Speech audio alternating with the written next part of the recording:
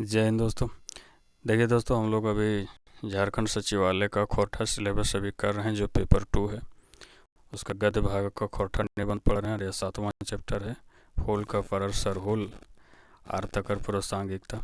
तभी तक हम लोगों ने जान लिया है कि जो सरहुल का जो पर्व है ये मुख्य रूप से जो है सो प्रकृति को समर्पित एक पर्व है। लेकिन हमारे जो आधुनिकता का युग है, जो हमारा मानव जाति जो है, हमारा जो मानव जाति है, अपना स्वार्थ के कारण और अपनी आधुनिकता और अपनी विलासिता के नज़र में चूर होकर के किस तरह से प्रकृति को नुकसान पहुंचा रहा है अपने फायदे के लिए, इसका भी हम लोग जिक्र कर रहे हैं। आगे चलते हैं अब यहाँ से।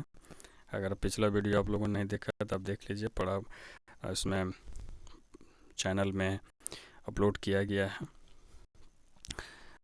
है ना। यहाँ से अब हम लोग यहाँ पे कर लिए थे, गीला ककरो पूरक ना बनो है कि जो उन लोग के द्वारा वेस्ट प्रोडक्ट के जो मनुष्य का आधुनिकता के कारण जो वेस्ट प्रोडक्ट का जो निर्माण हो रहा है वो किसी भी प्राकृतिक जीव के लिए जो है उसका पूरक नहीं हो रहा। यानी कि पूरक का मतलब उसके उपयोग करने योग्य नहीं बन रहा है। गाछ वृक्ष जे एकर पूरक हवे पारे वो तो दिन कटाइए रहा है। और जो पेड़ पौधे जो हैं, यानी कि पेड़ पौधे जो यानी कि क्या है, जो फैक्ट्रियों से जो धुएं निकलते हैं, तो धुएं का क्या होता है, कार्बन डाइऑक्साइड होता है, कार्बन मोनोऑक्साइड जैसे जहरीले गैस होते हैं।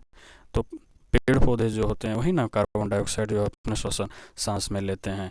और जब पेड़ पौधे को जब काट दिया जा रहा है तो उसको मात्रा जो है सो ऑब्वियसली इसकी मात्राएं बढ़ेंगी, है ना। कारण है क्या, क्योंकि पेड़ पौधों को जो काटा जा रहा है, परिणाम फल की है और उसके बाद में उसका परिणाम क्या होगा, तो परमाणु संकट से भी बेसी भीषण अजगर संकट पर्यावरण के संकट, यानी कि एनवायरमेंटल क्राइसिस मुंह फाड़ ले डंडाइल है। यानी कि जो बोला जाता है ना कि परमाणु जो संकट है वो सबसे बड़ा संकट है, नहीं, ये गलत फहमी है मनुष्य का। उससे भी बड़ा संकट कौन है, ये पर्यावरण का संकट, एनवायरमेंटल क्राइसिस जो है ये मुंह खोले हुए, ये दैत्य के भांति मुंह खोले हुए खड़ा है। सबको, मानव समाज को, मानव जाति को अपने आप में समाने के लिए, गोटे दुनिया के लिए ले ले, पूरा दुनिया को निगलने के लिए, लीले का मतलब है निगलने के लिए, है ना। अब आगे चलते हैं। झारखंड एक फूल एक पर्व इस सरहुल, है ना। झारखंड का जो ये पर्व है, कौन सा पर्व, फूल का जो पर्व है, कौन सा, सरहुल जो पर्व है, मर्जाद के पर्व है। मर्जाद का मतलब क्या, एक संतुलन का पर्व है ना। सीमाबद्धता के पर्व है। सीमाबद्धता क्या है, सीमाबद्धता का यानी सब चीज़ को, प्राकृतिक संतुलन को बरकरार रखने का पर्व है। सरना, जाहिर, जड़कोर, देसावली आदि उस सीमाबद्धता मर्जाद के प्रत्यक्ष चिन्ह है के, परिणाम है के। और जो सरना पूजा स्थल है, जाहिर पूजा स्थल है, जो जड़कोर पूजा स्थल है, जो देसावली है, वो सीमाबद्धता का, वो प्राकृतिक संतुलन को बरकरार रखने का जो नियम है, उसका जो संतुलन है, उसका एक प्रत्यक्ष चिन्ह के रूप में उदाहरण है, उसका एक फल है ना। ना तो ये गजार बोने, ना तो ये इतना भीषण, ये इतने जो जंगल है, इतने घने जंगल में, है ना, गजार बोने, छोटे मोटे सरना, जाहिर, देसावली राखे की दरकार। यानी कि ये जो इतना जो जंगली, इतना झारखंड में जो इतने घने जंगल है, ये घने जंगलों में ये छोटे छोटे सरना, जाहिर और देसावली रखने का क्या हो सकता है। हम इनके पुरखा गिला ठीन दूरदृष्टि रहे, हम लोग के जो पूर्वज थे उन लोगों के पास में क्या था, दूरदृष्टि था। उन लोग बहुत बड़े प्राकृतिकविद थे। जखन हम इनके पुरखा गिला बोन जार के काट के गांव बसले आता, जिस समय हम लोगों के जो पूर्वज हैं वो जंगलों को काट करके जिसमें गांव बसा रहे होंगे, बस्ती बसा रहे होंगे, खेत बना रहे होंगे, तो ओखनी प्रकृति के संतुलन के बेस लागिन समझल बुझल हथिन। तब उस समय क्या कर रहे होंगे, उस समय जो हमारे पूर्वज होंगे वो प्रकृति का जो संतुलन है, जो पेड़ पौधों के साथ में प्रकृति का जो संतुलन है, जो पर्यावरण का संतुलन है, उसको बहुत अच्छी तरह से समझे होंगे, बहुत अच्छी तरह से उसको समझे बूझे होंगे, है ना। आज ऐसन बुझा है, और आज इस तरह से लगता है जैसे सरना के खूब ऊंचा ऊंचा सरे के छुए सरे गाछ, और आज जब उन लोगों ने जब इस तरह से किया, छोटे छोटे प्राकृतिक संतुलन को उन लोगों ने समझा, बारीकियों को समझा, और सरना जायर देसावली जड़कोर का जो इन लोगों ने जो निर्माण किया, जो संरक्षण दिया, तो उसमें जो सरई का जो पेड़ है वो ऐसा आज लगते हैं जैसे खड़े हैं। और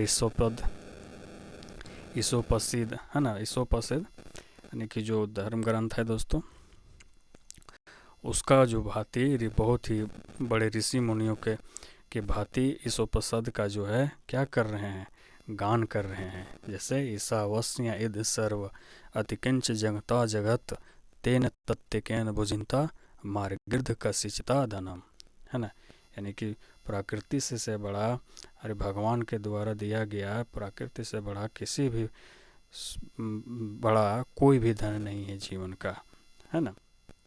अब आगे चलते हैं। मने गोटा दुनियाएं ब्रह्मांड आपन में सब जीव जंतु के संग प्रकृति में साए हाथ, यानी कि जो ब्रह्मांड जो हमारा है, इसमें प्रत्येक जो जीव जंतु है एक दूसरे से क्या है, जुड़ा हुआ है, किसी ना किसी प्रकार से, प्रत्यक्ष या परोक्ष रूप से।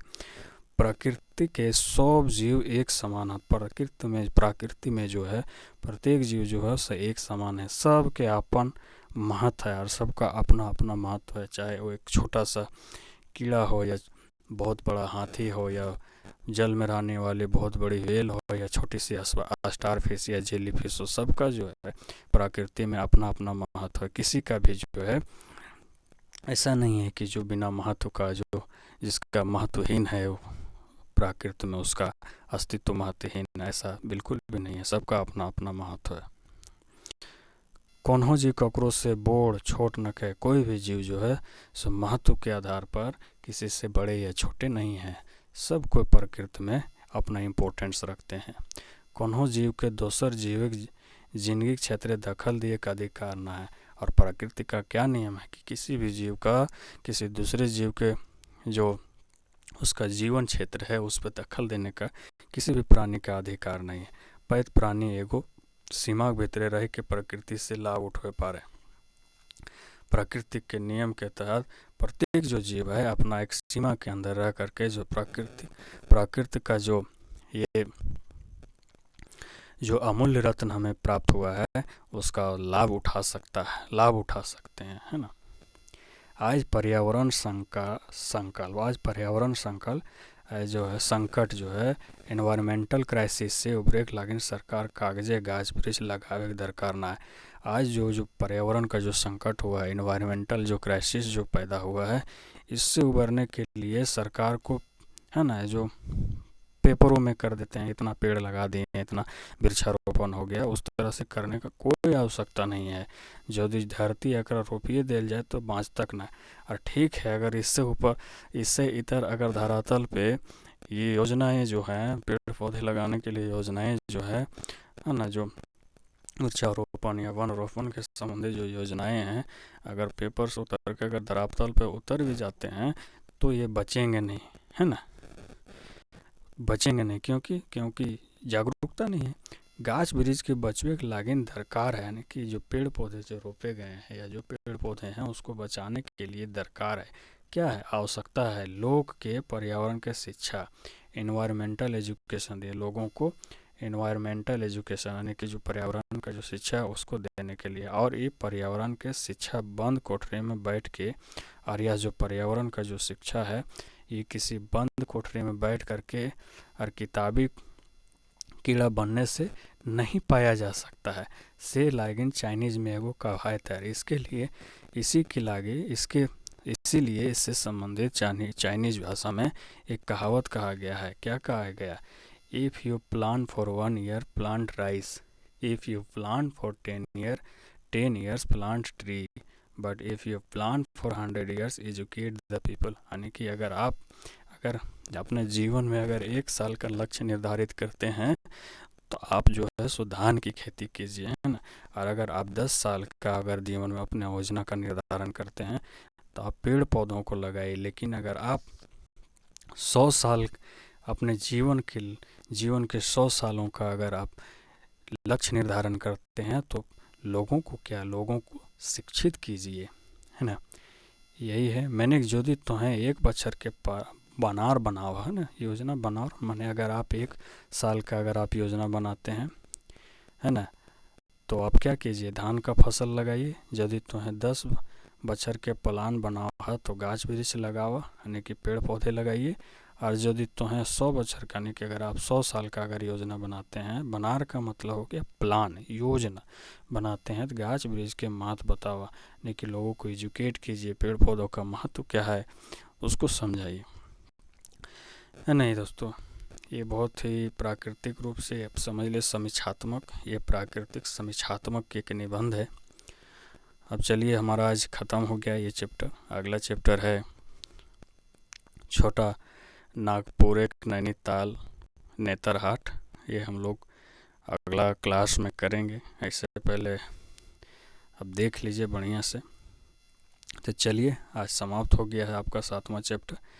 आप चैनल को आप सब्सक्राइब कीजिए दोस्तों, और लाइक भी कीजिए, शेयर भी कीजिए, ताकि अगर आप सब्सक्राइब कर लीजिएगा और बेल आइकन जब प्रेस कर लीजिएगा तो मैं जैसे वीडियो डालूंगा तो आपको तुरंत नोटिफिकेशन मिल जाएगा, और आपका जो है एक भी वीडियो छूटेगा नहीं। क्योंकि देखिए दोस्तों, अगर आपके पास बुक नहीं है तो भी कोई दिक्कत नहीं है, बहुत मेहनत करके मैं PDF को तैयार कर रहा हूँ और मैं आपके लिए ले आ रहा हूँ वीडियो के साथ में, रीडिंग के साथ में, ताकि आप लोगों को क्या होगा कि आप लोग जो किताब नहीं है तो उसका कमी आप लोग को नहीं खलेगी। आप जो है सो बिना पुस्तक पढ़े भी है जो सो 95% तो आप 100% कर सकते हैं दोस्तों, एकदम ये दावे के साथ मैं बोलूँगा।